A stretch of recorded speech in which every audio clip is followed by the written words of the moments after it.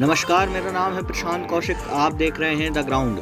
देश की विभिन्न क्षेत्रीय दलों की मांग के बावजूद केंद्र सरकार ने जाति आधारित जनगणना यानी जातीय जनगणना कराने से साफ साफ इनकार कर दिया है। इससे यह साफ हो गया है कि इस तरह की जनगणना इस बार की जनगणना कार्यक्रम में नहीं हो सकेगी, यानी इसकी मांग करने वालों को अगले 10 साल तक और इंतज़ार करना पड़ेगा, क्योंकि जनगणना 10 साल के अंतराल में ही होगी। सरकार ने इसमें अपने तर्क दिए हैं और इसकी मांग करने वालों के अपने ही अलग तर्क हैं। केंद्र सरकार ने उच्चतम न्यायालय से कहा कि पिछड़े वर्गों की जाति आधारित जनगणना प्रशासनिक रूप से कठिन और दुष्कर है और जनगणना के दायरे से इस तरह की सूचना को अलग करना सतर्क नीति निर्णय है।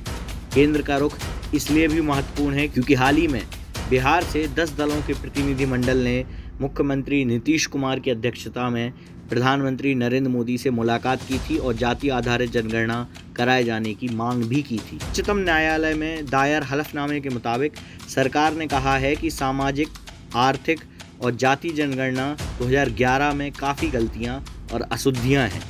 महाराष्ट्र सरकार ने याचिका दायर कर केंद्र एवं अन्य संबंधित प्राधिकरणों से अन्य पिछड़ा वर्ग यानी ओबीसी से संबंधित SECC 2011 के आंकड़ों को सार्वजनिक करने की मांग कही और कहा कि बार बार आग्रह के बावजूद उसे उपलब्ध नहीं कराया जा रहा। सामाजिक न्याय एवं अधिकारिता मंत्रालय के सचिव की तरफ से दायर हलफनामे में कहा गया है कि केंद्र ने पिछले वर्ष जनवरी में एक अधिसूचना जारी कर जनगणना 2021 के लिए जुटाई जाने वाली सूचनाओं का ब्यौरा तय किया था और इससे अनुसूचित जाति तथा अनुसूचित जनजाति से जुड़े सूचनाओं सहित कई क्षेत्रों को शामिल किया गया, लेकिन इसमें जाति के किसी अन्य श्रेणी का जिक्र नहीं किया गया है। सरकार ने कहा कि SECC 2011 सर्वेक्षण OBC सर्वेक्षण नहीं है जैसा कि आरोप लगाया जाता है, बल्कि यह देश में सभी घरों में जातीय स्थिति पता लगाने की व्यापक प्रक्रिया है,